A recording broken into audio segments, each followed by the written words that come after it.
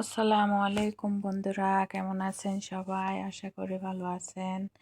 আলহামদুলিল্লাহ, আমিও ভালো আছি আপনাদের দোয়ায়।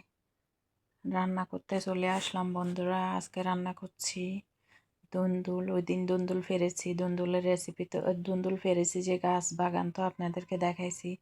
সে রান্নার রেসিপি দেওয়া হয় নাই, এতদিন রান্নাও করা হয় নাই। কি জন্য? ঘরে মুরগির মাংস টাংস রান্না করা অনেক কিছু ছিল।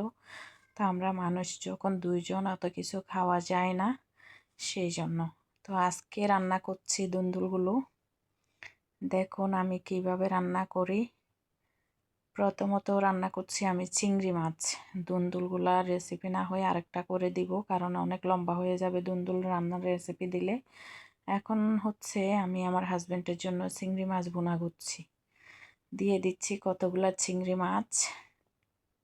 দেখুন চিংড়ি মাছগুলো প্রথমে পেঁয়াজগুলো আমি লাল করে নেব। পেঁয়াজ যখন লাল হয়ে যাবে, এই তো দিয়ে দিচ্ছি চিংড়ি মাছ। চিংড়ি মাছগুলো লেড়ে ছেড়ে যখন লাল লাল একটু হবে, তখন আমি সব একসাথে দিয়ে দিব। এভাবে রান্না করলে খুব টেস্টি হয় বন্ধুরা, এভাবে রান্না করে খেয়ে দেখবেন, আমার ভালো লাগে। তা আমি দিয়ে দিলাম কাঁচামরিচ, তারপরে দিয়ে দিব হলুদের গুঁড়ি, তারপরে সামান্য মরিচের গুঁড়া আধা চা চামচ, সামান্য পরিমাণ মাছের মশলা, লবণ এখন দিই নাই, লবণ একটু পরে দিব। তারপরে দিয়ে দিব অনেকগুলো টমেটো, কারণ টমেটোটা যখন গলে একদম মাছের সাথে মাখা মাখা হয়ে যাবে বন্ধুরা, তখন খুব ভালো লাগবে। কারণ আমি তো চিংড়ি মাছ দিয়ে দুন্দুল রান্না করেছি, ওগুলো আমার হাজব্যান্ড খাবে না। এই জন্য আমার হাজব্যান্ডের জন্য পাশাপাশি কী করলাম, আমি চিংড়ি মাছ বোনা করলাম। তো দুইটা ভিডিও একসাথে দিলে অনেক লম্বা হয়ে যাবে বন্ধুরা। আমি শুধু চিংড়ি মাছের রেসিপিটা দিচ্ছি, দুন্দুলের রান্নার রেসিপিটা আলাদা করে দিব। এই তো টমেটোগুলা দিয়ে দিলাম। দেওয়ার পরে নাড়াচাড়া করে হালকা সামান্য একটু পানি দিব, কারণ মাছগুলা তো সিদ্ধ হতে হবে। পানি দিয়ে আমি আরেকটু লেড়ে ঢাকনা দিয়ে রাখবো।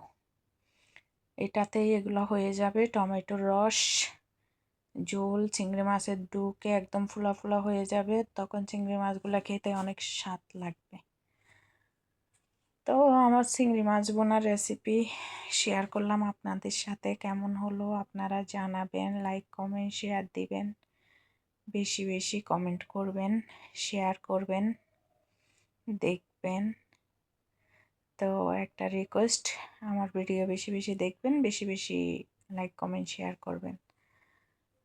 তো আল্লাহ হাফেজ। কি আর করব, করে বসে বসে এগুলাই করছি বন্ধুরা। দেখতে থাকুন আমার সুস্বাদু রান্নার রেসিপি কেমন হয়েছে বলুন। এই তো ফাইনাল লুক, একদম ফাইনাল লুক। দেখুন আমি ধনিয়ার গুঁড়া দিছি, অবশ্যই একটুখানি কোটি স্কিপ হয়ে গেছে। ধনিয়া পাতা শেষ হয়ে গেছে, সেই জন্য ধনিয়া পাতা ছিল, নষ্ট হয়ে গেছে। তো কেমন হয়েছে বলেন, কার কার পছন্দ এভাবে চিংড়ি মাছ রান্নার রেসিপি, কার কার খেতে মন চায় এভাবে রান্না করে, ছটফট রান্না করে খেয়ে ফেলুন। দেখুন আমার ফাইনাল লুক কত লোভনীয় হয়েছে, মাশাল্লাহ।